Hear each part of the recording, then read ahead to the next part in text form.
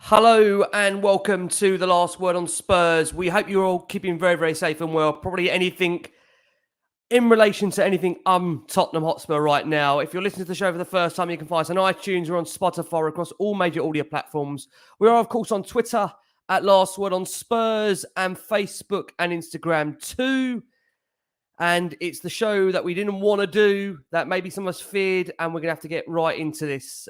Tottenham Hotspur out of the FA Cup yet again to a lower league opposition. And for those that have listened to Last One on Spurs over the last 5, 6, 7 years, I know, and you guys know how dearly important to me the FA Cup is, the domestic cup competitions are, and Spurs once again out of the competition, limping out, absolutely, in my opinion, just real pathetic performance. Jace, let's get the show underway with you. Before we do, we're joined by the brilliant Barnaby, Slater. We're joined by Jason McGovern, and we're also joined by the actor Darren Hartman here. We'll try and give you some form of therapy if they can on the back of yet another dismal showing from Tottenham in a domestic cup. Jace, let's try and start with you if we can. Yet again, Spurs failing to turn up in what I described as being, for me personally, the most important match of the season. It again ends any hope of silverware domestically for yet another season. In my opinion, it was a really substandard performance across the whole pitch. And again, don't get me wrong, Sheffield United are a fairly decent championship side. They may very well be coming to the Premier League very, very soon. But that was a side absolutely ravaged by illness. I mean, they made, I think, 8 changes today. And yet they seemed to want it so much more than Spurs did. First to every ball, first to every challenge. And you look at Tottenham right now, it's, being knocked out of the FA Cup by championship opposition for the second year in a row. We bench Harry Kane for our best opportunity to win a trophy. And arguably our best defender at the club in Christian Romero is on the bench. It reeks of arrogance. It just, for me, just shows the lack of complacency Spurs have towards his competition. So it's rinse and repeat. The travelling fans were amazing today, but yet again from Spurs, an awful display. How do you try and, Jace, yet again sum up a dismal exit to a championship side in the FA Cup? You're right, it stinks of complacency. Absolutely stinks of complacency. Stinks of complacency that people say, oh, we've got a team that's good enough to go up there. Because we had a team good enough to for a win, but we lost. We had a team good enough to beat Norwich at home, and we lost. We had a team that always gets a result at Everton, but we lost. So, experience tells you that no matter what we think we can do, we don't go and do it. And do you remember when the draw was made, I said, we'll rotate, we won't be asked, and we'll get dumped. And I said it one of the worst draws we could have got, because Sheffield United, I expected them to have everyone on the pitch tonight, but you knew that they would be well up for it, because that's the characteristics of Sheffield United. And we literally looked all night like we couldn't be asked. We were so it's as if, no, something will come up. Someone will come up with a moment of quality in a minute and we'll win the game. And let's be honest, Preston for the 60 minutes was exactly the same, where we just went through the motions and did very little, and then a bit of quality came through. But you can't just go to these games and just expect that. And you fear that so many players at that club, and I'm not just talking Kane, I'm talking Hugo, Dyer, Kane, Davis, Sanchez now, lots and lots and lots of them. They've lost the best part of 100 games for Tottenham. So a defeat doesn't hurt. It just doesn't hurt them. They just think, that's all right, we'll bounce back at Wolves and we'll get the training pictures Friday of, we go again type of thing. It just doesn't hurt. It stinks the complacency around FA Cup football at that club. And, when that team came out, it just said to me, yes, we should have a good enough team, but we're prepared to take the risk of getting knocked out, which to hopefully finish fourth. And it's a joke, Rick, and it's constantly a thing. And we get bantered by every club, but nobody at that club cares about it like the supporters do. Yeah, listen, I can't put into words just how frustrated I am now in terms of football. I've had a personal lovely thing happen to me in the last week, where the beautiful birth of a child, that nothing will take away from that. But from a footballing aspect, I mean, talk about feeling how low I am right now, coming over to you, Dow, if I can, because of all Spurs' near misses in what these 15, 20 years under this current ownership, I do have to, I have to say that must rank as one of the most frustrating when you see the teams that are left in that competition. When I think it's, 4 out of the 8 of the lower league side, Spurs would have been drawn against Blackburn Rovers in the quarterfinals. That they came here, Spurs, in terms of the game, into a decent side of championship form, obviously in Sheffield United, and with the FA Cup wide open, you have to feel for players like Harry Kane, who must be sitting there thinking right now, a man that wants to win trophies, another opportunity passed up. Can you quite believe it, Darren? Yet again, Spurs failing to take the initiative of a really good opportunity to push on, press on, and advance in an FA Cup. For me, Rick, the only people I feel sorry for right at this present moment are the fans. That's the only people I feel sorry for. I don't feel sorry for anyone who turned up and played in that game, any involvement, because none of them wanted it the way we wanted it. And none of them showed up. And I know Jace was right about looking at the team and going complacency, X, Y, and Z. I looked at it and thought, the starting 11 we had today is stacked with international players. Players who are on their level as seen as some of the best players in the world. These players are elite athletes. And today, not one of them gave heart, gave any desire, none of them. And I think that what will burn us as fans, because today was an opportunity. We were looking forward to it. The fans who travelled were great. They were looking forward to it. But like Jay said, we all know that underneath us, there was that doubt, there was that fear, there was that worry to go, this ain't going to happen. This isn't going to be the result we should get. And that is the problem, because we as fans, we can't kick the ball in the back of the net. We can't make it happen. But we can give you our passion, our will, our desire. But if you guys turn up and you don't perform, this is what happens. And it's embarrassing. And every single one of them, I don't want to watch the video on Friday and see, here we go again. I want embarrassment. I want players coming out going, we were shocking. We were disappointing. We have upset our fan base. We owe you. I want that conversation. And we haven't had that ever from a player, from anybody. It's the we go again. But guess what? We have to go again because that's logic. That's life. You don't get a choice. Like, we don't get a choice. We don't get to drop our colours now and say we're supporting someone else. We have to go again. But I want to see the passion. I want to see the hurt. And I think that's what is really sad today. So right now, every Spurs fan watching, listening, I feel your pain because I'm in pain too. And every player involved, you need to show me something, because I don't feel sorry for you one little bit, and I feel no pain for you because we suffered today. You guys didn't. Yeah, I mean, Barnaby, just to bring you in here, you look at the fact Spurs going up against a champion opposition again. We've got the manager on the touchline. I keep saying they've been ravaged by illness. You look at it, I feel it's utterly unacceptable for Spurs to go out of the FA Cup. When you look at the type of team Spurs have gone out against, it's Middlesbrough and Sheffield United in consecutive years, but it's also disturbing that in the last 5 seasons, Spurs have been knocked out to United, Middlesbrough, Everton, Norwich, Palace. I mean, Spurs would have drawn Blackburn Rovers, as I said, in the home in the quarterfinals. Can you find any excuse for that performance tonight, or the way in which we approach that game? I think we probably would have lost to Blackburn if we'd gone through, to be honest. So I don't have a great deal to add to what Jason and Darren said, to be honest. The only thing that I think is, yes, he should have played the first team, but he played the first team against Notts Forest in the League Cup. We got absolutely smashed. So I think we would have lost with the first team out, to be honest. I think I agree with what Jay said earlier. Like, there couldn't be a worse draw for us than that. Like, those night games in the cups, we're fucking terrible at. It wasn't a surprise. It was not a surprise. I saw Bardi from the Extra Inch tweet, like, I know exactly what's going to happen here. And I've been saying it all day. I know exactly what's going to happen in this game. I said it a year ago to my girlfriend, who says that my relationship with Tottenham is toxic and controlling. I said a year ago, I was like, I've seen this game so many times and it happened exactly the same way it happened. If anything, the only thing that happened differently was I thought we might make it to extra time and then probably lose. So, yeah, I'm afraid I don't have a great deal to add. It doesn't surprise me. I'm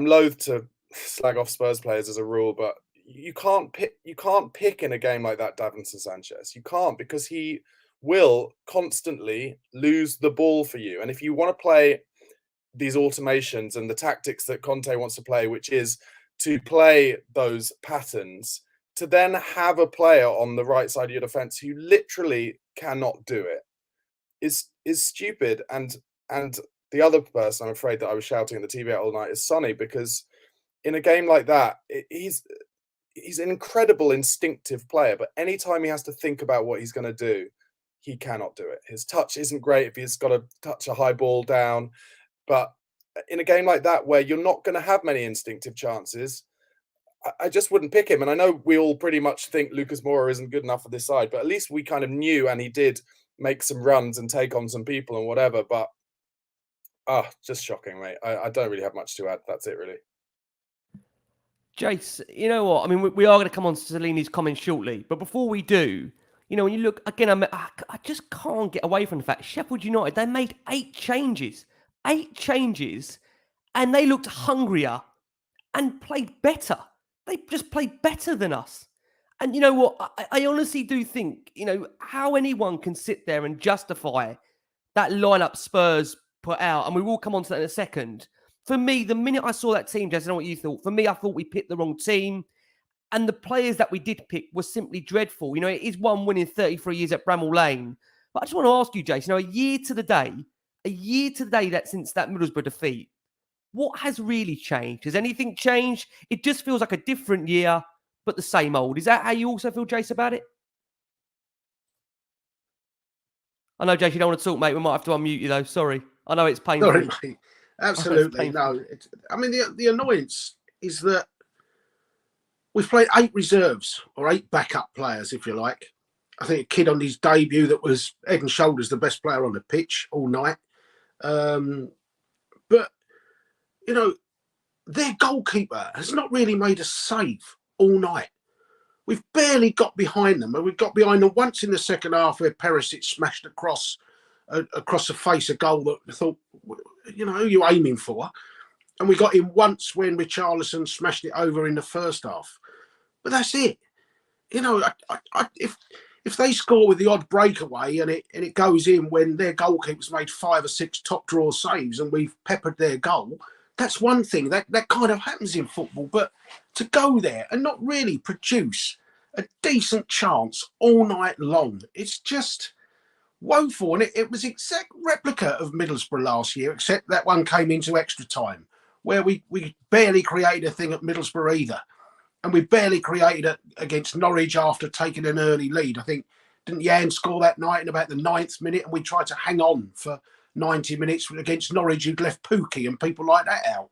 It's just not good enough. But, you know, we talk about the mentality of the club, and our mentality in the FA Cup is, as a team, it's not the supporters, as a team, we just can't be asked about it. That players come to the game and it's, oh, well, it's FA Cup night. And just, we got Milan next Wednesday. I'll be up for that. The juices will be flowing. But, Sheffield United, no, can't be asked. It's raining. We've had to come up north. It's raining, for God's sake. And that's really, it just stinks of that. Absolutely stinks of it. Who's asking the questions? Ricky's so upset he's gone. He's had enough. Anyway, when he comes in. Anyway, it was a great show, lads. And thanks for the input, Barney. And thanks for Darren. And that's it. We've done the Wolves preview. And I'll see you next Saturday for the Wolves game. Cheers, lads. I'm sorry, Jace. If only it was that easy. If only it was. Now to come over to you. You know, look, a lot of people, us as fans, this ball, they talk a lot about 2 minutes, that. Rick. Oh, mate, I wish. Give me 5. Now, a lot of people talk about DNA. That's all we ever hear about the club, talk about DNA, us talk about DNA. I just wonder, do they understand now the DNA? You know, it's one trophy in 20 years. There doesn't seem to be an understanding on importance held on the FA Cup, you know, to make the changes that we've made today and feel that is acceptable. And when, again, I read out to you simply those teams that we've been knocked out by, you know, Sheffield United, Middlesbrough, Everton, Norwich, Palace, can't be seen as acceptable, can it? In any form of a matter here, Darren. A club like Tottenham, that brought up Tottenham were a cup side. They were there as a cup side to win cups. Yeah. And now I think we haven't even got past the 5th round. You have to forgive me for the best part of 4 or 5 years. I think today, I don't think today's a board issue.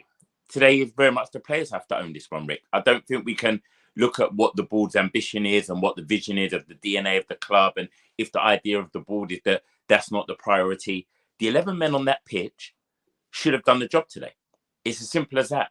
That was their job. That's what they're paid to do.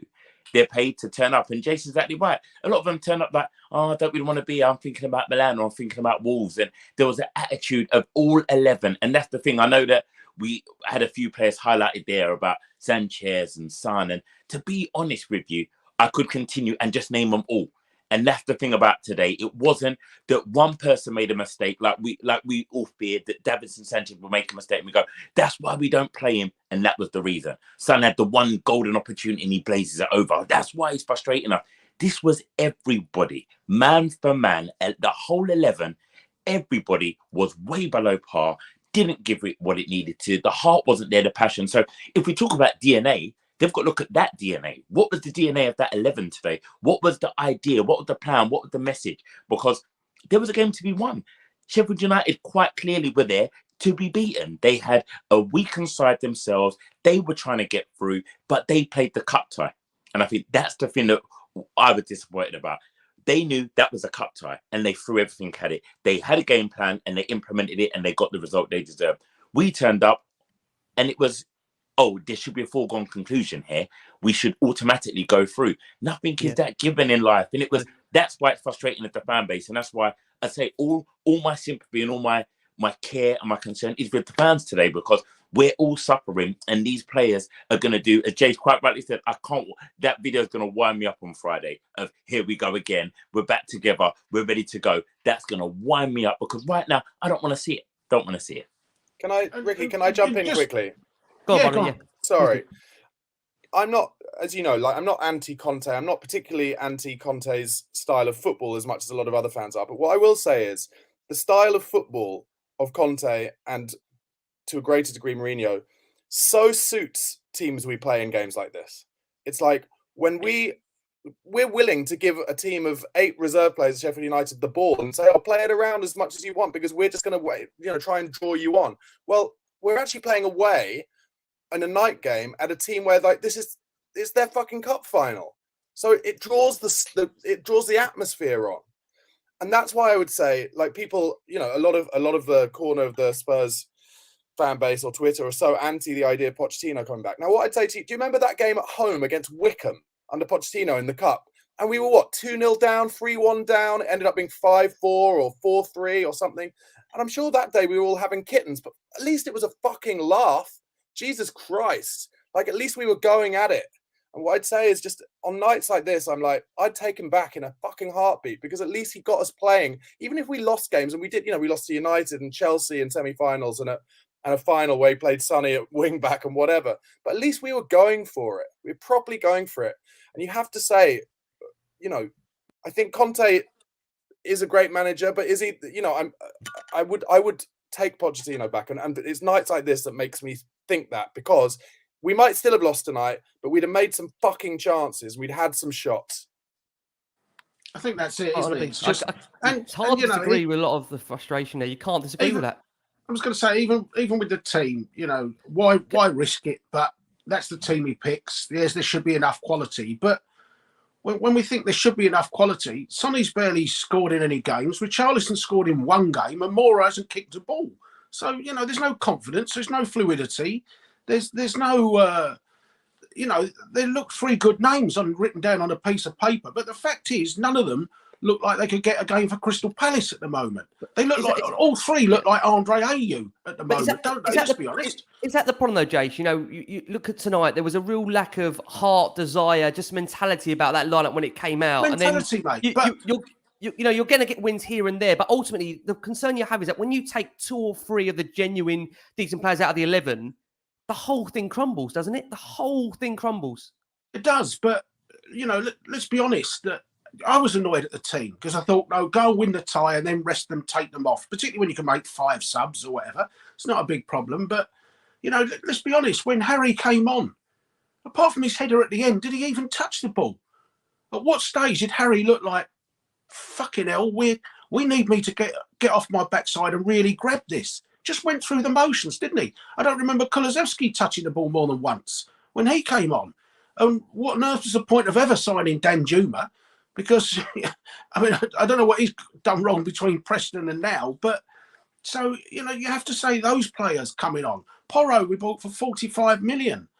You know, other than the burst in the second half, you know, just looks going through the motions, embarrassed by Sheffield United, isn't he? The ones, and they're right, the supporters, the noise that the supporters made for that first 65, 70 minutes on a midweek game, they'll all get home at what? 2, 3, 4 o'clock in the morning. The commitment that they show is so much more than the players do. And, you know, I saw Sonny's interview before the game where, you know, they're doing almost the speech that's written for them. Yeah, this means a lot. We know how important the game is. And somebody said to him about Borough last year, yeah, we know what we did wrong there, and we need to put it right. But what did you show? What part of the interview went into your head when you crossed the line? And he was walking off at the end, just head bowed down. What have you given us tonight, mate? And that's not just Sonny. Every single player. I thought the only person that showed Lucas Moura, you're right, at least try to take players on as if he had a little bit of desire to do something. And Sarr went through someone as well. Sarr went through someone. And I thought Eric Dyer looked like a person that could sense what was going to happen and was trying to whip people up because he could smell the danger. But then it was George Ace. It was Middlesbrough vibes. You could feel it as that game was going on. There was that immediate feeling that this is Middlesbrough vibes. I just want to bring it. I am going to bring Stellini's comments in a second. Before I do, Dale, I asked Jason this. Do you feel there is an issue with the DNA, Darren, in the soul of the football club, from the board to what we're seeing right now? The fact of one trophy in the last 20 years. Does this stem down right from the very top? That has got us into a position today where we are going out of going out of these competitions to lower league opposition. And it sounds brutal, but no one seems to care, bar the fans. Bar the fans here, Dal. That is a massive problem. As I say, the fact that no one seems to care is a big problem. And that's something that we need to look at, because as we've all been highlighting, and just the performance today and the energy behind everybody wasn't there, and also the style of play as well. And I think it was a great valid point about the way in which we set out as a side. We allowed Sheffield United to gain confidence. We allowed the players that haven't been playing well for them to grow into the game. And I think that's a nightmare scenario for us to do, knowing that we're not playing our best 11. We need to be stamping our authority on the game, taking it to them and getting the win. And we needed the early goal. Once it was 0-0 at half time, I could smell it. It was like, it stank. And I was like, here it comes. And you're waiting for it. And you're quite right. Eric Dyer he could see it coming. He was trying to give the talk. He was trying to boost everybody along. But they all should be leaders on that pitch. And the DNA right through that team should be a mentality, and there should have been enough on that pitch to lead us through. We shouldn't just be talking about Sarr going through one person, through frustration. This young 20-year-old boy is going, everyone's running around me. What I need help, and he crashes into the back of someone to show a bit of desire. He shouldn't be the only one doing that. You watch Sheffield United do that to Spurs all game. They crunched, they fought, they pulled shirts, they were everywhere. They played an ugly game to get through. And it is frustrating. And the DNA of this football club is problematic for us fans, because nights like tonight are so important to us. Nights like tonight sit with us forever. We are going to be living this for weeks. And you can give me a great game against Milan. You can give me that. Thank you. I will take that. But we all know the Champions League, the possibility of us winning that is highly unlikely. So we'll celebrate the night, but we know that there's not much coming more. But tonight was a real opportunity wasted again by our beloved Spurs. And I don't know, Rick, I don't know, gentlemen, looking at that DNA, people tell us, drop it in the comments if you know, how do you change that DNA? How do you change the core? Because that's deep. That's ingrained. I don't know how you pull that out. I don't know. I'm sure Dale, many will be telling you how they change it. And I'm sure they... But it is Dale, like I said, the DNA is in, and it's in Kane and it's in Sonny as well. I'm not just talking about Downs and Sanchez and Eric Dyers, the popular ones, Ben Davies and that. Yep. They've lost 100 games playing for Tottenham, most of those players. And it doesn't hurt. It just doesn't hurt when you've lost 100 games, but you know you're being picked Saturday and we'll score a goal against Wolves and we might well win the Wolves game and everything's fine. We're into Milan. But defeats don't hurt them like it hurts supporters. And you've seen that all season, that we have a team meeting after Arsenal, we get a result at Fulham and against Man City. Then we have lose at Leicester, so it's another team meeting. We decide that's not good enough, so we win 2 derbies. And after 2 games again, we'll have another team meeting tomorrow. I mean, it comes a stage where actions have to speak louder than words, doesn't it?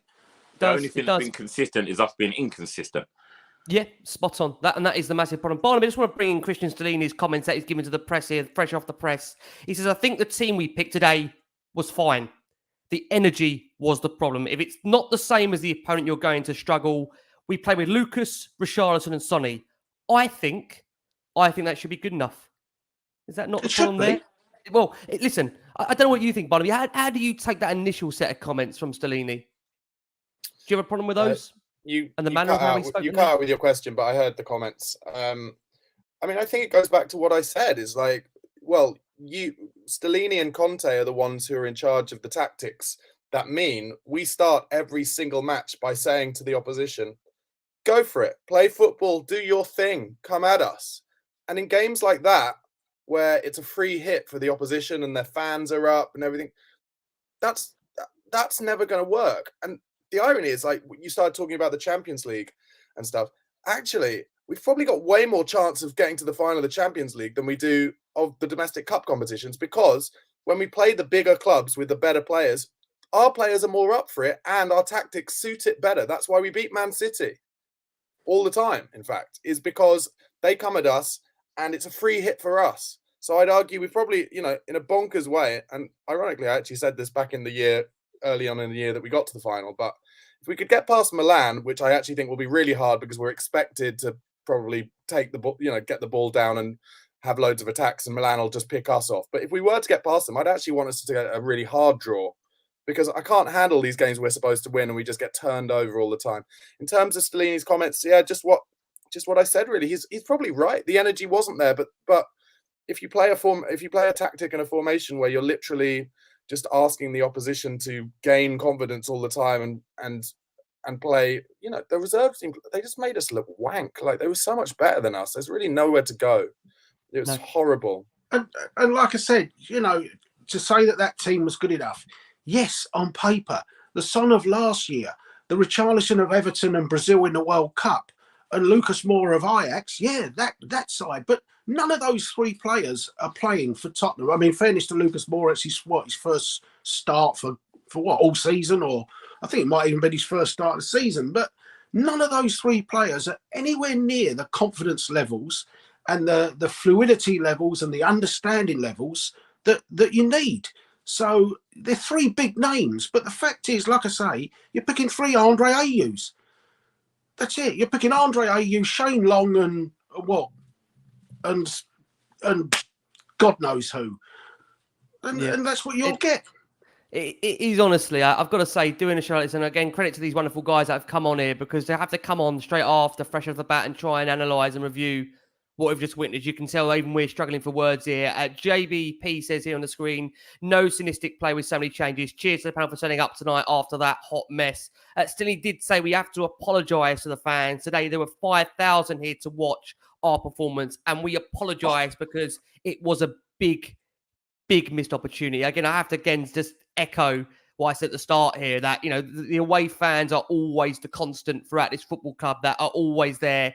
No matter what, they always turn up for the club. And there was those fans you heard in that last 10 minutes. It was not the Sheffield United fans you were hearing trying to give a rallying cry, almost a warning, because they knew what was coming. And I said that's the feeling. It was almost a feeling, as I think, Jace, you said, there was almost, you could just tell that mentality where you knew what was going to happen and the fans were trying to change that. But I do just want to bring it back to, if I can, that, many just feel out there that under this current regime, Jace, that the club is simply not set up for any kind of success. We bang on about the commercials. We've seen a deal this week secured for Formula One. Yes, it may look great. It may look attractive to those that are on the business side of the football club. But as fans like us, we've got absolutely zero interest in this. What's important to us this week is an FA Cup tie where we've got a genuine opportunity to finally win a domestic trophy, having only had one in the last 20 years. When are we ever going to be on the same hymn sheet as this ball, in your opinion, Jace? Will it ever happen? No, because, the Formula One deal, I think Matt Hayes posed the question today, surely it's a good idea to bring money into the club. And absolutely, anything that brings money into the club is good. But when you see the spin on it, where we're consistently pushing boundaries to be the very best, and we're proud of being the number one entertainment venue and things like that, that drive and determination to be the number one does not match the drive and determination to be the number one football club. And the term he used about that Formula One deal was pushing the boundaries. But we never push the boundaries as a football club to be anything other than a top 4 team. And it's as simple as that. And that's why that disconnect is there. So, yet we'll see the wonderful concerts, and we'll have, go-karts whizzing round, and we'll have, wonderful rugby and NFL and things. But the supporters want that same, and I'm not anti any of that. I'm certainly not against it. But show that determination and drive to deliver footballing success that you've shown in every other way. Show a commitment to the football club like you show, because what they're trying to do for the people of Tottenham should be applauded. It is a deprived area. That desire to turn Tottenham into something more than a shithole that it's been known as for donkey's years. Tottenham as a borough, and sorry to anyone that lives there, but that's the image of Tottenham as a place. So they're trying so desperately to change that, but they don't change anything on the footballing side. Barnaby, can I just bring you in? It does feel always that the focus is around the top 4, fishing in the top 4. We get the money, and there's that thing that obviously the money is never really properly reinvested into the significant areas that we need in the squad. Can you see that changing at all, Barnaby? Is this down to recruitment? Is this down to the board? Is this down to a number of different elements that are simply beyond just one person's control? I think, I thought in general, most people thought we did recruit well in the summer, and the summers when we got Ndombele and Lo Celso. And I do think the needle moves based on bad results, to be honest. I think a lot of people who want ENIC out think they probably want what's happening at Chelsea, but that doesn't work either. It's a really difficult dance. There's no simple answer to this. There really isn't. And what Levy's trying to do is stick to the rules that were given to him when he started, or that moved as he's been the owner, which is financial fair play, and grow the infrastructure so that he's allowed to spend money on the team. Whereas in that period of time, clubs have come in like Man City and cheated, right? Financially doped and made up sponsors that are actually their president. And Chelsea did it years before with Abramovich, and now Chelsea are doing it again by, extorting a loophole with long contracts and stuff. And I don't think it's as simple as that, I'm afraid. I think everybody applauded ENIC in the summer for taking out the £150 million, for getting in Basuma and getting in the players we got in. And the reality is, we need a bit of luck as well as everything else, where everything comes together at the same time. And there's not one simple answer. And I really actually worry sometimes in terms of be careful what you wish for. If the guy comes in, the Iranian American guy, and he thinks the way to do it is to do it like Todd Bowley, or if he's more like a Randy Lerner and comes in as actually starts, or like the Glazers, starts taking money out of the club. ENIC don't take money out of the club. So look, I don't have the answer for you. It's not as simple for me as, we get a new owner, we spunk £1 billion on the team. It's not going to work for us. That won't work for us either. So we have to do this growth together, and we have to go through this. But it is, it's much harder for people to stomach on nights like this. Of course it is. But I'll go back to what I said at the start, which is, Forest in the League Cup played the first team. They didn't give a fuck. They got absolutely smashed by by Forest reserve team. So, it's ingrained. It's ingrained, and it's shit. It is. Look, what we are going to do for all of our sakes, we are going to go for our first break of the show. For our listeners who are on audio, you are going to hear from Christian Stellini, who gives you his reaction to Spurs being dumped out of the FA Cup to Sheffield United. I say I can't believe it. I should really believe it because I'm used to it. And maybe people feel a bit more calmer than Nottingham Forest. I think, again, this football club is just an acceptance, unfortunately, that we've been here so many times. Why should I be surprised anymore? Why should I be surprised at being let down? Because ultimately all this club do is just simply let us down. You know, why can't we have a nice result against Chelsea and follow that up? Why can't we have that? Why have we always got to sacrifice one result for another, for another, for another? It is so utterly frustrating. Again, a massive thank you to those that are watching us live right now. We've got over 1,100, 1,200 of you watching us live. We're all going to be having the therapy together.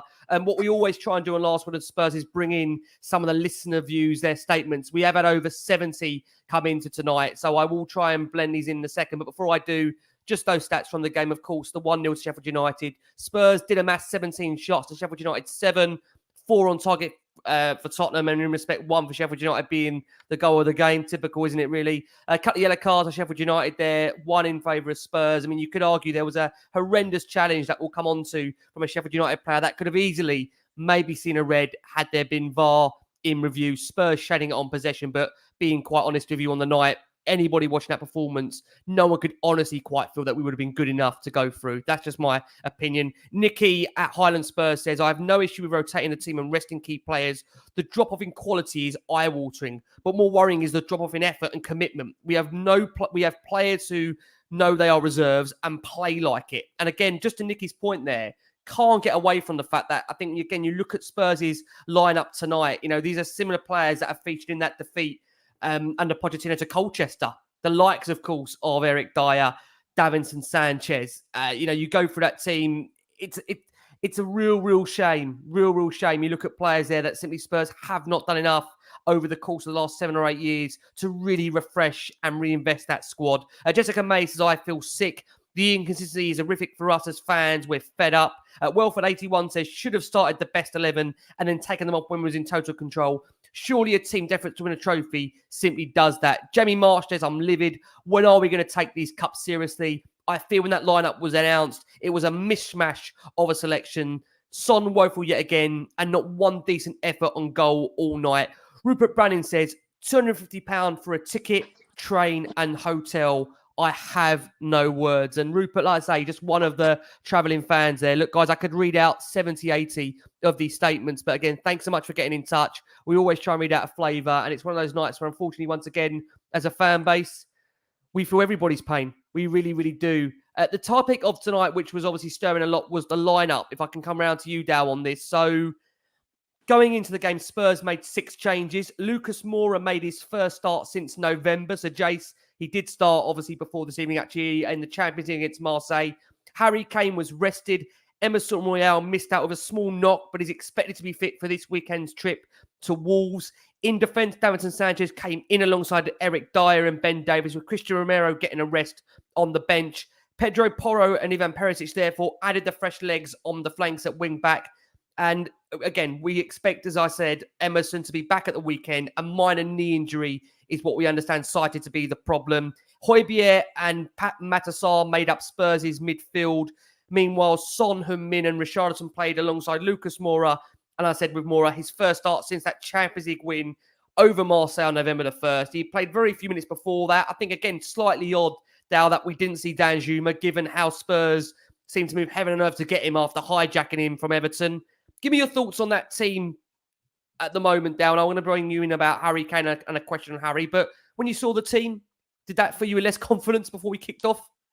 It was what I anticipated. I'm going to be honest. I anticipated something very similar to this. And when I saw it, I was like, okay, let's really break it down. There is enough experience on that pitch. When I knew Sheffield United were also depleted, I was like, there is enough on that pitch to do a job. Like Jay said, our front line has not been firing, but I expected them to want to play themselves into form. I think, talking about that, I think Richarlison tonight tried way too hard. And that was his issue. He tried way too hard. He was just, he was trying to put everything, that shot that went for a throw, like you watched the guy going, relax, calm it down. He was trying way too hard. Then on the flip side, Son wasn't trying hard enough. And you didn't have the balance there. Moura does what Moura does. He gets the ball and he runs at people. Sometimes he does it with his head down. It's a bit headless chicken. And you go, it's frustrating. So it's disjointed. But I looked at that 11 on paper and went, there's Perisic, there's Pedro Porro. These are players that that should be, if we go on paper, our first choice wing backs. So show me today that you should be that. Show me that you want it. When you play what I don't want to say our second side, I want to look about rotation. We should be doing rotation now. When we're rotating, these players should be showing, I want to play the AC Milan game. I want to play the big game. I want to be in the other side of this rotation, not this side. Not sulking about it, not giving a performance. Because if you do that, you never get upgraded. And today, none of them deserved it. None of them showed it. None of them wanted it. But that's what I expected. And when I saw it, I wasn't shocked. I had a little bit of fear because I'm a Spurs fan. We know that. But I anticipated that this side had more than enough quality to beat a depleted Sheffield United. Barnaby, then come around to you.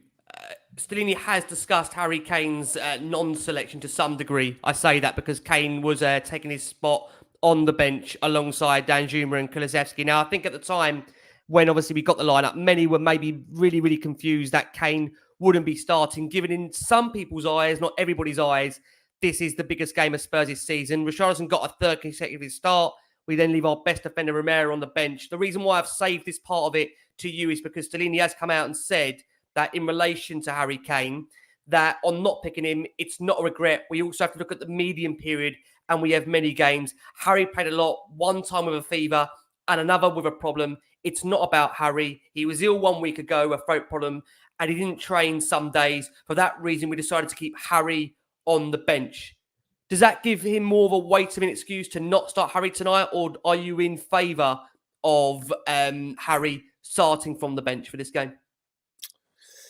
I mean, hindsight's a wonderful thing. You'd rather he played, but I just look, when you put the graphic up of the team, I looked through it and I was just like, where's the goals coming from here? Like, honestly, if you look at the kind of Sanchez, Sarr, Moura axis, like, Sanchez can't pass it through.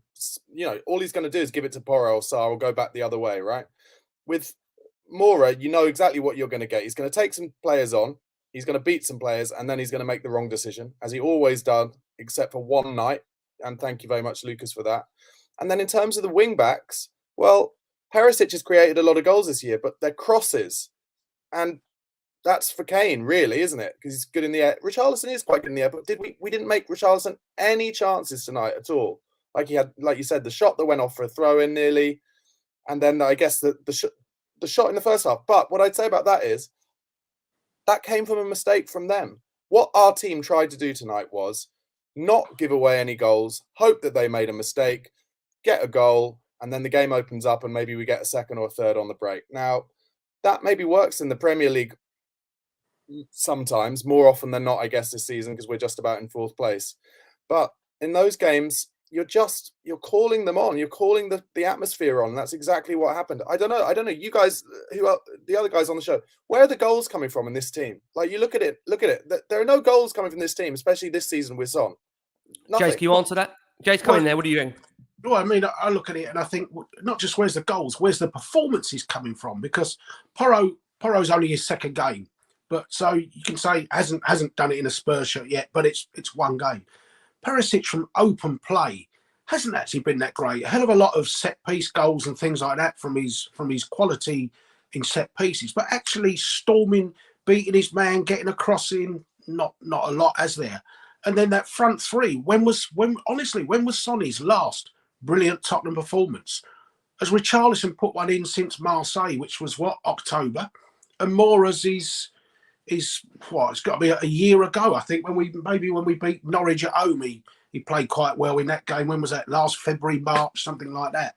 And since then, he's had injury problems. But so the front three and the two creative players, I'm struggling between any of the five of them to remember one decent performance. So you're right. Where's the goals coming from? But where's even a hint of a goal going to come from when their performances are that bad? And that's the problem. Yeah. Again, we look at the defensive side of things. And again, I must say, Jamie, one of our owners, just put up quite a frightening stat. When you look at Spurs' defences from all of our FA Cup exits since 2016, again, I don't want it to kind of overtake the show, but I feel like I have to read these out. When you look at Spurs' defences, so obviously we had, I'm going to read some of these. We've had Davis, Dyer, Romero, Lloris. And that's in combination with tonight, where obviously we had Forster in goal, Davis, Dyer, Sanchez. You then go again, previous years, Aurier, Sanchez, Dyer, Vertonghen, Vorm in goal. Vertonghen, Sanchez, Foyth, Gazaniga in goal. And then, like I say, finally we've had Vorm, Walker, Dyer, Wimmer, Rose. When you go through these lineups that we've had over the last 6-7 years, coming over to you, Dow, the consistency about them is that we've never, ever selected, arguably, what has ever been our strongest defence at any one time for those respective FA Cup games that we've gone out. And I think that's the biggest frustration. That had we sat here tonight and you had Spurs' arguable best defender in the team in Christian Romero, I know obviously Lloris is out, so that's obviously it's a no go anyway. But had you had, in those seasons, seen an actual belief that we're putting out the best 11, would the reaction be different tonight, or do you think it'd be just as angry as what it is? I think it would have been the same. I think the anger would have been exactly the same. I think when you look at the defence today, if it was a defensive mistake, I would hear the argument and go, you play your best defenders, and Romero would have been able, then you can do the compare contrast. Today wasn't about that. It wasn't about a defensive mistake as the team didn't perform on defensive duties and everything. They got beat by one the goal, and the guy deserved it. He wrote his name in Sheffield United history, and he had that moment. What it was everybody. Today was a collective performance. It was a whole letdown. And when you talk about they're not being goals today, and where the goals coming from, and I think that's where we're in a real conundrum now as Spurs, because we talk about we need Kane playing. Richarlison had a great World Cup. He came back off the World Cup and then sat on the bench. That frustration in him, that eagerness to get on the pitch, he's desperate to get in there and produce. Flips the other way. Perisic had a fabulous World Cup as well. Croatia involved there. Crosses. We know what he can do with a cross. We also know Richarlison is great in the air. As Jace quite rightly picked up at the bottom, where were the crosses for Richarlison? I know we're saying he normally does it for Kane, but we're playing a different system today. You've got a new target man. You've got a man who works very different to Kane. Richarlison plays right on the nose. He's always going to be looking to go, give it to me now, give it to me now. He's not going to be wanting to come deep. He's going to want it over the top. We know that. So you look at Sanchez, you go, play it over the top. There should have been a game plan. It didn't look like there was any adaptation of what we normally do, but the clientele was different. And I think that is frustrating because it's stuck in that same old Spurs. This is how we play. This is how we set out. And it's using your term, Rick, that the lock picker. If he's not there, you've got to change up the system. And if we're not going to do that, we're always going to make our own mess. And that's what today was. It was our own mess. We did that to ourselves. Everything that happened today was self-inflicted, self-indulgent, self-controlled, self. We can't blame anybody else. And I think today, I don't want to blame the system, like to look at it and go, oh, if we played our best back three, we would have gone through today. That goal still would have happened if we had our best back three. And just on that, Rick, as well, I mean, when you're reading out the defenders, our problem's not that we've gone out because we've conceded a goal tonight. We didn't get knocked out at Middlesbrough because we conceded a goal at Middlesbrough in something like the 115th minute of extra time. And we conceded a goal to a Norwich side that were bottom of the league at home. Our problem is we don't, in none of those three cup ties have we tested goalkeepers or anything. It's pathetic, absolutely pathetic. And it's the front players in midfield and wide areas that really need to hang their heads and look at those FA Cup defeats rather than hiding behind the normal targets of, say, your Vorms, your Davis, your Dyers, your Sanchez's. You should be able to go to a championship side and concede a goal and not get knocked out. You should at least be able to take it to extra time if you conceded one goal. You should still be able to. I just want to ask Barnaby, if I can, just on Stellini's comments about the energy and the feel there's a need to be more consistent and the fact about the mentality. Can he or Conte get it out of these players to be more consistent when we haven't got clarity over the future of the management of the football club? Is it impossible to get that, Barnaby, that consistency where we are right now? I think I said it last time I was on. It's not as rare as everyone thinks that these managers work off rolling contracts. Like Guardiola and Klopp did it up until their most recent signings. I think, if you listen to the media all the time, then they would absolutely say, yes, it's impossible for footballers to work for a manager if they don't know if the manager's going to be there in 3 months' time. Well, you lose 3 games in a row, your manager's not going to be there anyway. Like, it doesn't make a fucking difference. Honestly, it doesn't. if they don't want to, if they can't be asked to put it in tonight, it's probably because it's cold up there, it's raining. A lot of those players feel like, I'm never going to play on Saturday. I'm being asked to play tonight, like that Vitesse game. Do you remember a few years ago where Nuno changed all 11? And Ben Davies, I think, came out and said, how are we supposed to be motivated for that game? And Davinson Sanchez, I'm going to use him again as the example. He knows he's not playing on Saturday. He knows he's not going to play against Milan unless Romero gets injured. And he hasn't played for weeks and weeks and weeks. So he goes in on a cold night. It's raining. He's from Colombia. Why is he suddenly going to play a 9 out of 10? Like, the only way that is ever going to happen is if somehow he scores a goal from a corner or something in the first minute and his confidence is sky high. It's never going to happen. So, yet another reason why would we be surprised that these results continue to happen?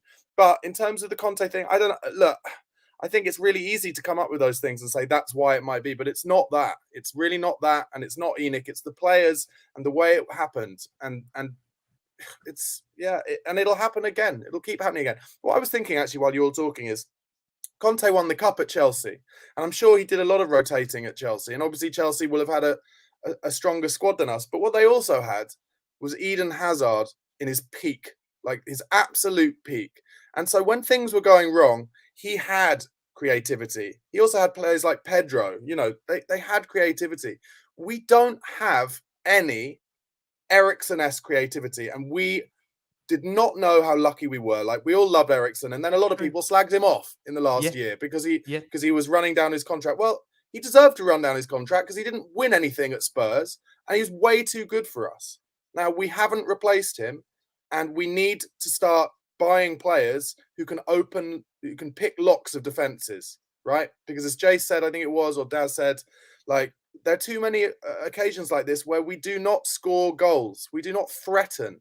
And unless we start buying players like that. Now, going back to what you say about Conte's not interested in players like that much. He's interested in powerful players who are pacey a bit more. So again, it brings me back to what I'd say. I would go back to what worked for us before. Or if, a lot of people don't want Poch back, fine. Let's go for a manager who, from the beginning of pre-season next season, is going to get them playing fucking 5-yard passes, 10-yard balls between the lines, and start with some creativity. Because, Levy has tried to... What happened to Levy was, we got to the Champions League final. He thought it was the fucking promised land. We're going to win this, and everybody will be off my back. We've done exactly what no one thought we could ever do. It didn't happen, and then the next season, it panicked. What Pochettino predicted would happen happened. We hadn't bought players. We needed to rebuild the house. It didn't happen. He panicked, and suddenly Levy thinks, we've been in the Champions League final. We are a winning club now. We can get anyone we want, and we can get Mourinho. Now, 5 years on, or 4 years on, or whatever it is, Daniel, unfortunately, I see why you did it. I really do. But it hasn't worked, and we're no closer to winning anything. So let's go back to actually what was enjoyable to watch, what actually got us closer to winning things in the first place, and have a manager who's going to get the best out of the talent that we do have. And we do have talent. We've got some up and coming young talent coming in as well, but also some creativity. Like, does anyone here not think we would have preferred to see Brian Hill come on the pitch tonight? Because he would have at least tried to get on the ball and play some little slide rule balls into Richarlison or something. Like, he's lightweight, sure, but he's a 10.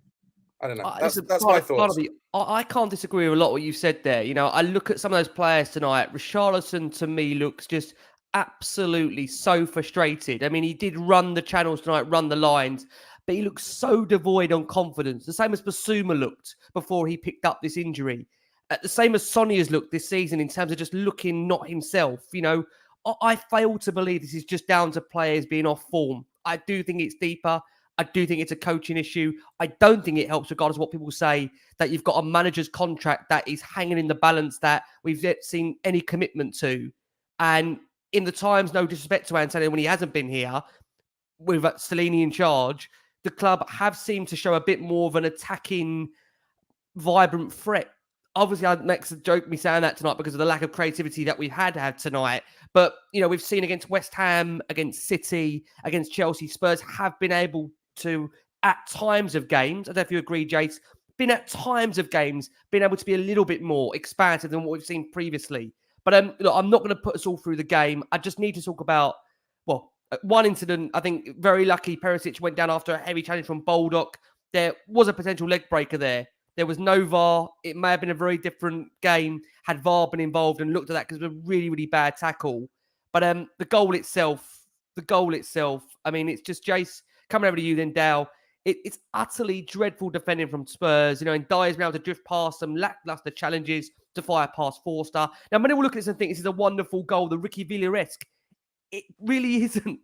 This could have been avoidable and stopped. It really could have been, Jace, couldn't it? Yeah, of course it should. We're not talking about Lionel Messi going through, are we? No disrespect. And he goes through too many challenges, too many soft challenges. Sanchez, he's heading down the motorway already at one point. You think, where are you going, Dev? It's hardly like a genuine bit of skill, just a slight weight adjustment. And a Colombian international has totally bought it. It's not good enough. It's not good enough. But like I said, you sensed it was happening because you saw the pictures 2 or 3 times before that of Dyer really having a go, as if to say, come on, wake up. We could sense it coming. And it was no surprise when it went in. But you have to do better than that defensively, Rick, that's for sure. But like I say, I'm still more annoyed at us going forward and creating barely a thing all night against 8 reserves. Yeah, I am going to come on to the forward players in a second before we look ahead to Wolves. For everybody's sake, we can't put everyone through a 2-hour show mentally. We really, really can't. Dow, as I said there, the way in which Day was allowed to wriggle, he went past Porro, he went past Højbjerg, he went past Sanchez.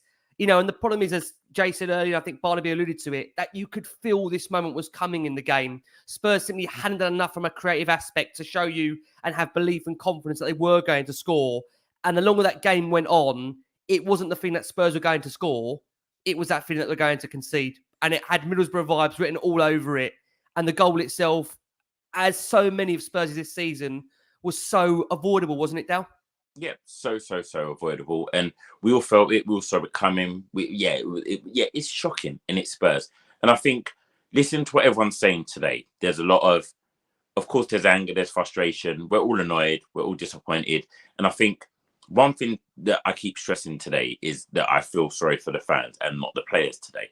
And I think one thing today, what really kept ringing out to me was, as we spoke about this DNA thing and this idea of what Spurs is about, and where we always, whenever things go bad, people look to go, where do I place the blame? And I think we've looked at the tactics, we've looked at the kind of the management of the whole club itself. I think today is very much one where every player has to hold themselves accountable today. And I think that's where my thing is. That's my bugbear. Because as Jay quite rightly said, it wasn't a worldie, as in this guy has been a phenomenal player. We know he's great. It was bound to happen. This was a guy who just saw a moment, and quality international players didn't do their job. And that is where I go, come on, Spurs. This is what us fans are crying out for. Moments like this where we need to step up and take ownership. And we can't keep hiding behind issues like, oh, I don't know if Conte is going to stay or not, so that affects me on the pitch. If you're a professional, it's your job. When you go out to do your job, you don't go on the pitch and go, oh, I'm not sure if my manager is going to be here next season, so I'm a bit unsure on the pitch. No, you know what your job is. It's been very clearly laid out to you. We can see what the tactic is. If you want to change that, if you want to do something different, it's in your hands. And today, nobody took the game in their hands. Not one Spurs player went, I'm going to take control of this. I'm going to try and change this destiny. They all just coasted along, accepting it being what it was. And that's annoying. It is. Stellini said we had the opportunities to score. I'm not sure where he's putting that line from. I really don't know where he's putting that line from. But now we have to analyse the goal we conceded. In this moment, if you concede a goal, you need time to analyse it. I've just got to be honest and say to you. Go on, Barnaby. I was just going to say, can I tell you what? I'll tell you what happened with the goal. They all shat themselves that they were going to give away a penalty. So they're just like, well, I'm not going to give away a penalty. And it's exactly what I'm talking about. It's fear of failure. And it's the same fear of failure that's been drummed into them. Well, if you don't make a mistake, then you're not responsible. If you make a mistake, you're responsible. So I'm not going to try anything too difficult in case I make a mistake. And that's why we don't play 1-2 touch football anymore, really.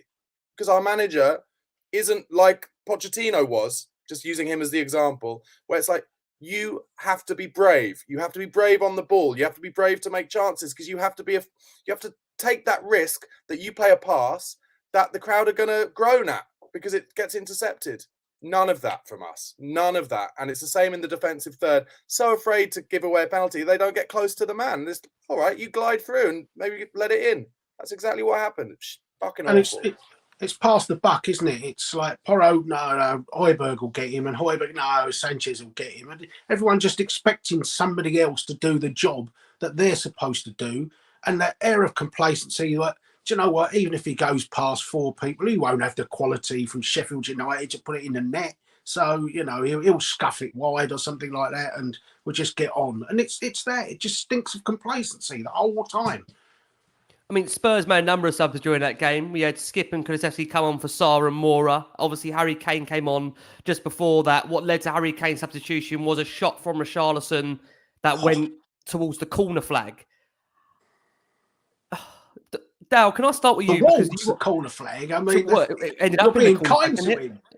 Being kind to him. I mean, I know the guy. Listen, I know a lot of the players listen and watch Last Word on Spurs don't want to completely kill their confidence. Dale, Rick, you know that makes it sound like it was only 20 yards wide. It was awful. It was closer to the halfway line almost. Can I be honest, though, Jace? I've tried to, in my mind, even now, kind of erode some of the moments I saw in that game because they were utterly horrendous. I mean, now look, just to pick out a couple of players before we move on to Wolves, Richarlison tonight started in what he deemed to be for him his favoured role, right? Mm-hmm. It's the role he played for Brazil. As you said, he's straight down the middle.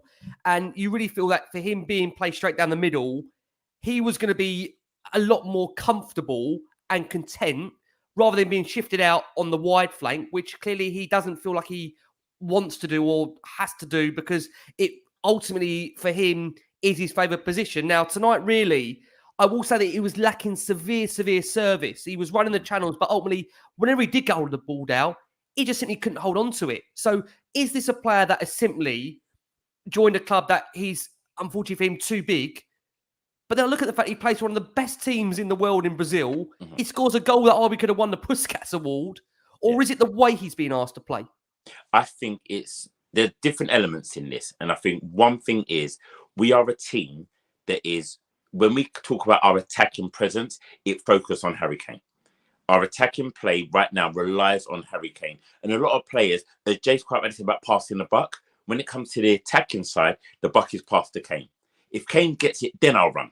If Kane gets it, he will score. There's a lot of that system that is ingrained in that front line. And especially when people are off form. Son is well off form right now. Mora is struggling to find it. He's just come back. You've got Kulusevski, he's up and down right now as well. And then Juma, we don't know because we've not seen enough of him. But with Richarlison, I believe, and I'll put my neck on the line, the guy is quality. Let's not argue that. When you watch him play for Brazil, he is quality. But he's a different kind of quality. He thrives on that early ball being whipped in. He will get his head on it. He plays right on the last man. That's where he wants to be. He's busy. He likes to get a hard tackling early to fight himself into the game. Today, he was fighting to try and find form. None of our front three have any form. Also, he had no service. And you watch him get more and more frustrated. Son, he was trying to do link-ups for Son weren't in the game. Lucas Moura plays with his head down. He can't get in the game. So he's going, where am I getting it from? And you're watching the man get more and more frustrated. And that shot was just anger. It was just frustration. There was nothing happening for him. It went for a throw. It's embarrassing for him. And he's going to be livid. Now, I want that anger in him to come out in his game when he can control it. Like we had Son going off the boil. I think right now, so many of our players right now, the confidence, especially in that 11, is at zero. And I don't know how you break that because if you play them and they play badly, you've got to take them out again. Some been taken out, Richarlison got put in. When he's been in that 11 and he's played on the wing, he looked a little bit more confident. He hasn't got a goal, but his link-up plays better because he's playing with players that are working off him. I believe when we play him in the middle, the system has to change. Some of the personnel has to change. We can't do the slow build because he needs it quicker. And I think that's where I felt his frustration today. He is a good player. We can't argue that. People may come in the comments and go, Richarlison's rubbish. He's not rubbish. He is a quality player. Watch the World Cup. You can see there's quality in him. But if he's not fed, you can't not feed him and expect him to score. And that frustration's coming out in his game because he's a passionate player. And that's dangerous. He could have got himself sent off because that's what happens up there for a player like Richarlison. So I'm worried for him because if we're going to keep lining up the way we are, he's never going to get the service he really needs. No, And he the isn't. one bit of service he should have got, which was the most frustrating part, was really early, wasn't it? When Lucas Moura and him, and we have a 3-on-2, Yep. and Yeah. Lucas Moura decides he's going to take the man on and we just, as soon as he checked onto that right, and he thought it's not going to come, Yeah. and it was such an easy ball to play Easy into pass. Richarlison, and he could have had a shot, or he could have turned it wide to Sonny, because we were 3v2, and to not even get a shot from that was ridiculous. It was. I mean, can I just ask you, Barnaby? So I need to ask you about Heung-min Son. I know it's a player that you've come on last from Spurs and you've glamorised about and you've said and always given him so much praise, and you've been on here in the past. I'm talking about obviously when he was really, really banging form, not essentially this season. He's made plenty of runs tonight, but there's just nothing at the end of it. And he just simply could not influence that game in any way. Just what has happened, Barnaby, to that guy's form? Can you put your finger on it? Is there any explanation as to how this guy has gone from the Golden Boot winner to simply now not being able to hit a barn door in the most politest English phrase way of speaking? Happens to a lot of players. They have their best season of their careers, and then there's a huge drop off. Got a facial injury that I don't think has helped.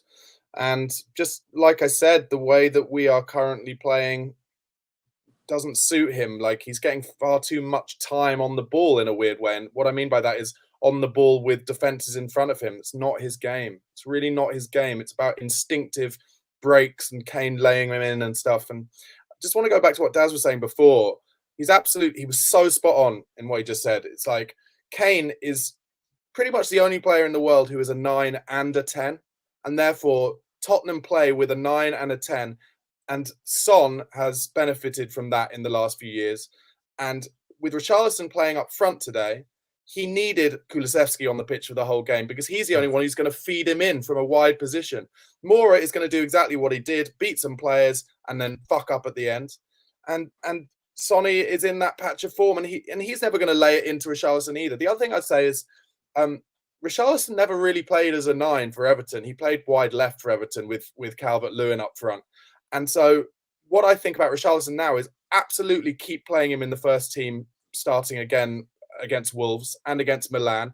He's really good as a battering ram. He will get on the end of some crosses if we give him any opportunities.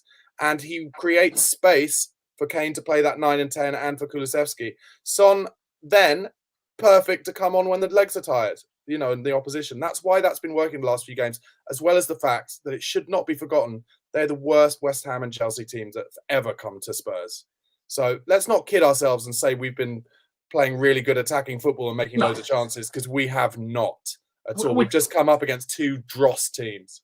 We barely create. We didn't create a chance against Chelsea all weekend. Really, it was a massive hit from Skip from outside the box, which isn't a chance, and then we score from a corner. Yeah. But we didn't open up Chelsea once. I don't think Kepa hardly made a save himself all game, did he? Yeah, and their best player was off injured in the first half. Thiago Silva, exactly. Their key defender was off. The thing is, JC, at the moment, I'm just seem to be going is like a reoccurring theme with Tottenham in terms of the players that are off form. And yet another player springs to mind who simply hasn't been the same since the World Cup, and that is Dejan Kulusevski, who again came on. I don't think you can say he didn't work hard when he came on. I mean, he worked hard in terms of, trying to make the runs, but ultimately he was left standing for the goal that Sheffield United scored. But again, a player that did not directly influence the game, the same as you want Son to. Why and what is happening, James, for these players to not be influencing football matches? These are the same players that 4 or 5 months ago, 6 months ago, were playing free-flowing football that were tearing it up and looking like world beaters. What has changed here? What has changed? Is it down to the manager? Is it down to the tactics? There's got to be surely an answer for this. There has to be, right? Is it a combination of these things? Well, as you say, tactically, we haven't changed anything really from last year. Same setup, same players. It's just that we could defend better, and then we were absolutely lethal with those front 3. Now, for whatever reason, maybe that we've been more leaky in goals, so we've perhaps been that little bit more defensive minded and aren't as quick to break or something, or not quite breaking in the same way. But the confidence of all of those 4, like I say, I mean, if you're picking a team for Wolves, you can't really make a case for anyone else other than Kane starting with real certainty, can you? You'd look at Son and think, Really, does he deserve to start? Does Richarlison deserve a start? Does Moura want? So we're probably thinking Dan Juma deserves a start purely because we haven't seen him do anything wrong yet. And that's just one game. But the confidence throughout the entire team and created little v Chelsea, created little v West Ham, never really had a shot on target in Milan, did we? I think the last half of football, we played well in the second half against Arsenal, who allowed us to, because they were 2-0 up and could control the game. So we forced Ramsdale into a few saves. But since then, really, even the City game, other than Kane's goal, don't really remember Edison making a save. It's just that, we were defensively secure in those games. And just on Harry Kane, that you bring him up there, Jace, to come over to you, Dal. He's barely touched the ball tonight. He's that late header at the end there in the last minute, but Kane has come on and not influenced the game. That's not me digging out Harry Kane. Or partly it is me digging out Harry Kane because this is a night where you do need your big players to step up. You could have argued and said, why didn't he start the game? You saw that response we had from Stellini when we read out his comments there. But to come over to you, Dal, is this the way we're being asked these players to set up? Is it the way we're asked them to play? Is it just a combination of things here that are leading to seeing some of these lackluster players that are completely off form? Because I do feel some of the results we've had recently could maybe be clouded by the fact that, as I think Barnaby, Jason's alluded to there, we're playing one of the worst Chelsea teams, one of the worst one of the worst West Ham teams. Can't get carried away by it. What do you put this down to? Is this solvable? That's the question. Are we going to be able to rise ourselves now? Because we have made steps now in the Premier League. I know teams have got games in hand on us, but we have got the points. Mm-hmm. What do you think? Will these players be able to find a way to move forward? I'm always going to try and find a positive in it. That's me. I'm always going to look for that. And when you talk about what the players are producing right now and what the vision is of Conte, I'm just going to go what Conte says. Whenever we play negatively and we don't go at teams, he always says, that's not what I've asked them to do. They're not doing what I asked them to do. I want them to play. And Jace quite rightly said, if we're leaking goals, sometimes as a player, your mentality goes, I need to drop deeper and I'm going to help out because I don't want us to concede. And then you're now 5 yards deeper than you normally would be, and it makes attacking harder. And there's problems in that. And also when confidence drops, and I think right now we've got a lot of players that confidence has dropped. And today was a real showcase of that. No confidence, no desire, no heart. Now, I'm hoping with the positive nature that I have, when you put Kane back in that team, after the performance you gave your fans today, everybody needs to step up. This weekend, we need to step up. Kulichevsky, you're absolutely right. He doesn't look the player he was before the break. I know he got his injury, and I think that is implementing him. That's hindering him right now. But there's still a player in there. And I think that's what everyone needs to remember.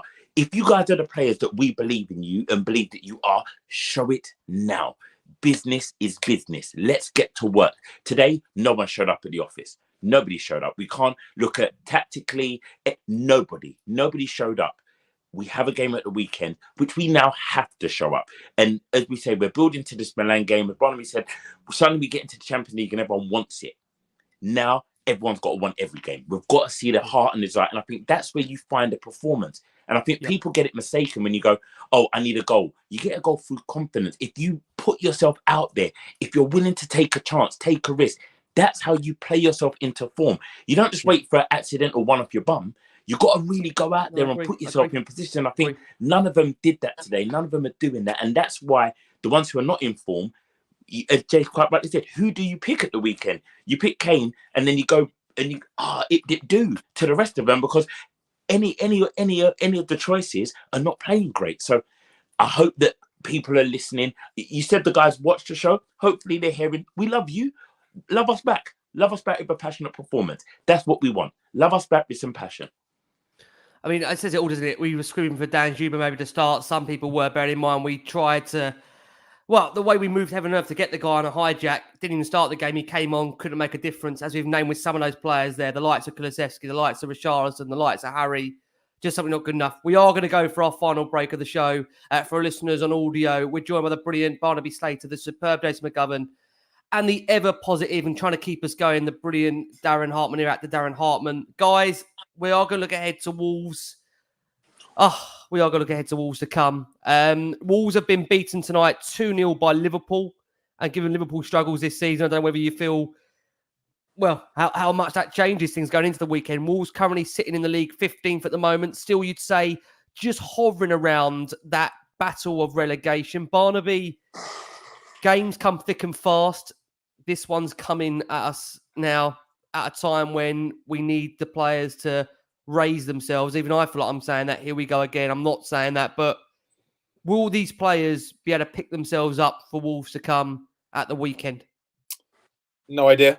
But what he has to do is he has to go back to the team that has not conceded that many goals in the last few games. So he's got to bring back Davis as left wing back, Royale as right wing back, Longley on the left side of the three, Romero in on the right, and go back to Skippy and Højbjerg in the middle, Kulusevski, Richarlison and Kane for me, because that way our best chance of winning that game is not conceding a goal and then using probably most likely our set piece coach, who without him we would be in about 15th place, and hope we nick something, or that Wolves get a bit carried away, come onto us, and Kane can score one or slot one in, or Kulusevski can stick one in, or something. But that's the only way we're going to win this game. So I've been so taken by what's happened tonight and carried away with how shit it was that I didn't even look at the Liverpool result. That's actually really bad for us that Liverpool won today. We could have done with Wolves doing us a favour. In terms of what Wolves are doing at the moment, they seem very inconsistent. They had a couple of good results. They smashed Liverpool at home 3-0 only about 6-8 weeks ago, I think. And then they've lost some weird ones. So I don't know which Wolves will turn up, but I imagine their fans will fancy it and it'll be a tough game, and we've just got to try and nick it 1-0, I think. Jace, come over to you. It's taken to the 73rd minute for Liverpool to finally break that deadlock against Wolves. I mean, they're going to be a tough side to crack. I do think they will be. They'll look at that result from Spurs today and they'll know that Spurs are there to be got at, because, I do honestly think the recent results we've had have slightly been, again, clouded by the teams that we've faced and the transition that those teams are finding themselves in, if I'm being honest with you. Obviously, we know Stellini will still take charge, as we understand, for this game at the weekend. I'll let you decide whether that's a good or a bad thing. His 100% record is officially now gone as Spurs' interim head coach. When was he ever going to keep that 100% record anyway? Let's be honest about it. Jace, what kind of Spurs are you expecting up at Molineux at the weekend? Is it impossible just to judge it right now? I think it is. It's, Wolves aren't particularly a front foot team, or haven't been. They usually struggle for goals themselves, don't they? I think what's their top scorers on about 4 or 5.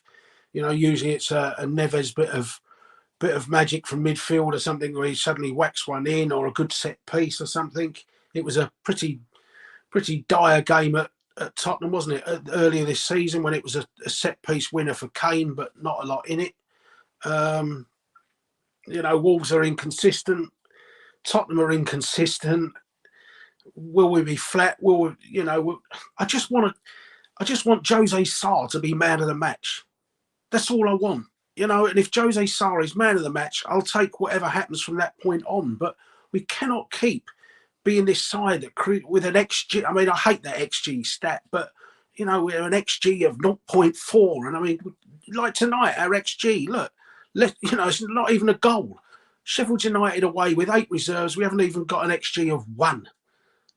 That's how poor it is. 17 shots at goal, only 4 on target. And I can remember Perisic's header, Sonny with a scuff shot. I can't even remember what the other 2 were, but their goalkeeper's got the cleanest kit of any player on the pitch, hasn't he? Hasn't even got to do the laundry. He's still got the presses in his trousers, for God's sake. So, just go to Wolves and give me something that gives me a little bit of enjoyment and life, like Barnaby says. If it's going to be up and down, at least let's try and enjoy the bloody football, because it's not at the moment. And it'll all be set for everyone to have a go at me for Oil Boy, won't it? But, oh, man. The only thing is Oil Boy. That's who it should. Our front 3 is now AU, Shane Long and Oil Boy. That's what it is.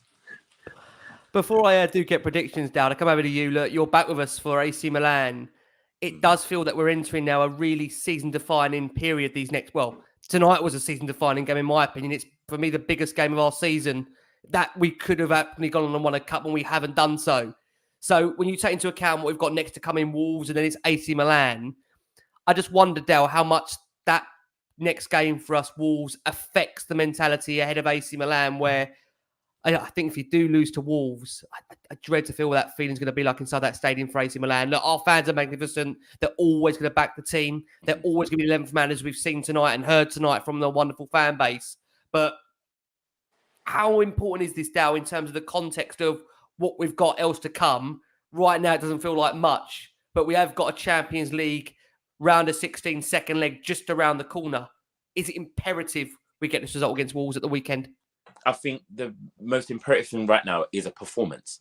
And I think that is what is needed, is the heart and the desire from the players. And the way in which we set out and set up against a team like Wolves, if we allow them to play into confidence, which we're allowing sides to do against us, we're creating our own problems. And we can't do that again this weekend. We can't allow Wolves to grow in confidence. They've been smacked by Liverpool.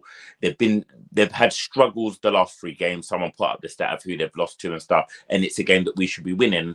And I know we spoke last time about it's the business end of the season. And someone highlighted like the whole season should be about the business and we should keep going. There we go.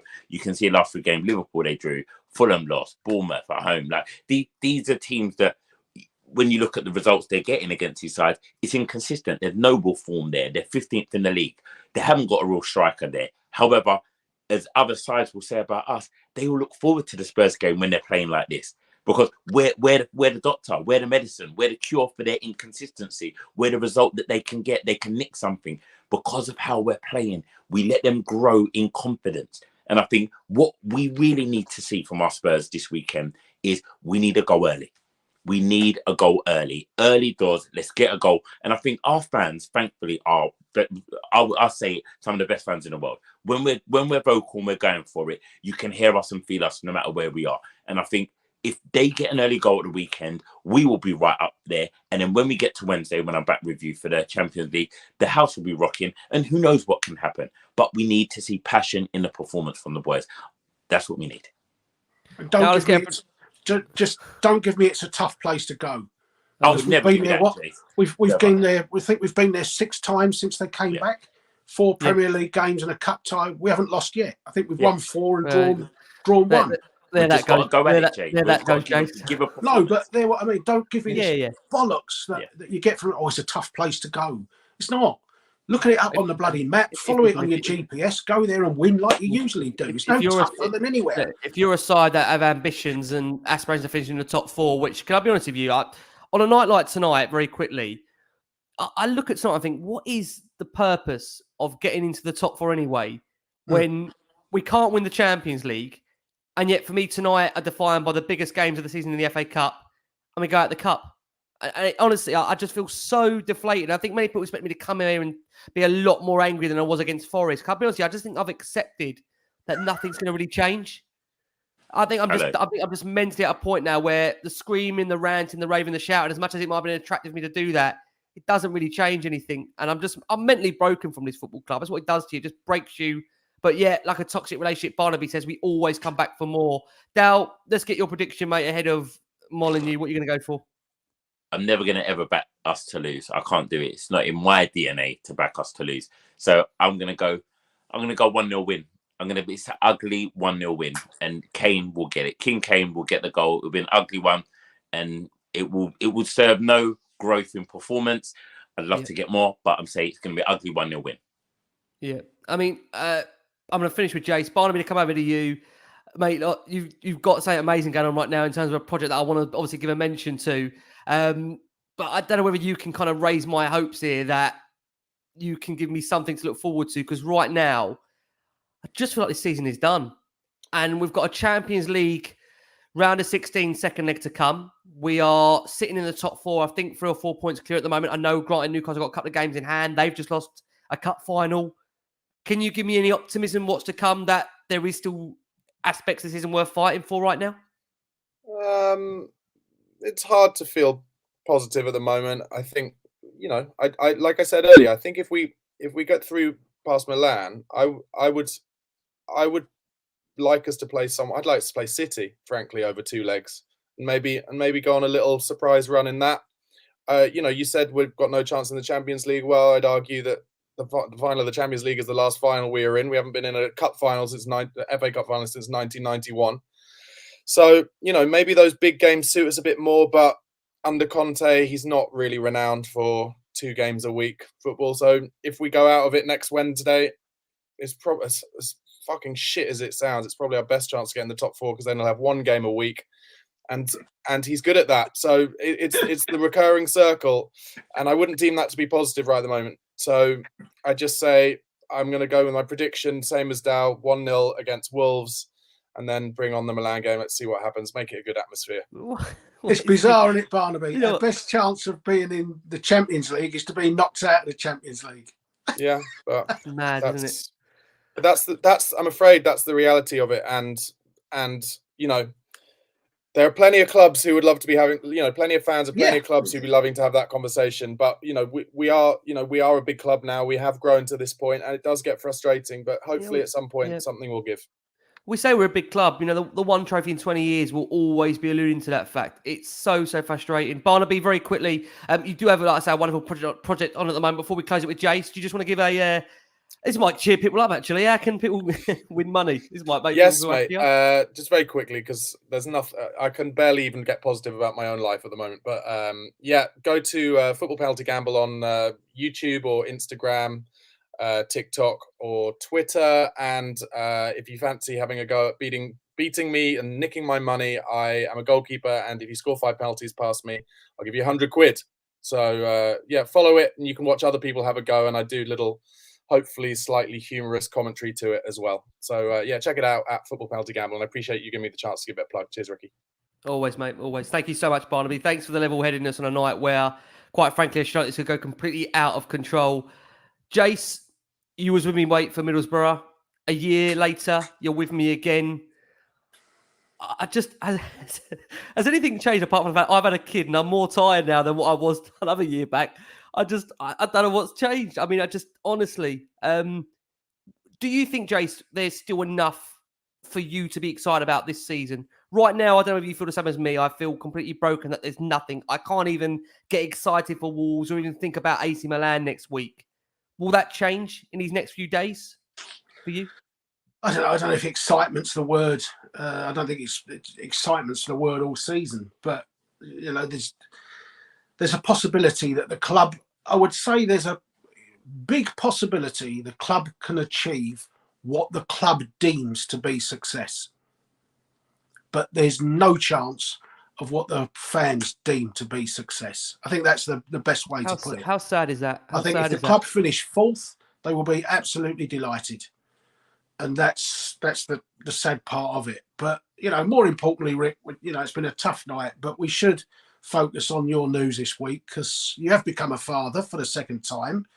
You will have, you know, the last time we saw you lose your head over 2 minutes. So now you've got 2 kids, it might the fuse will get even shorter. But no, seriously, mate, it's a night of perspective for you because you've got out the FA Cup, but you're right, you've had a not an easy time of it as well, but a bloody great news with the birth of another little boy, and he's already seen Spurs beat Chelsea and lose to Sheffield. So you know he knows what's coming.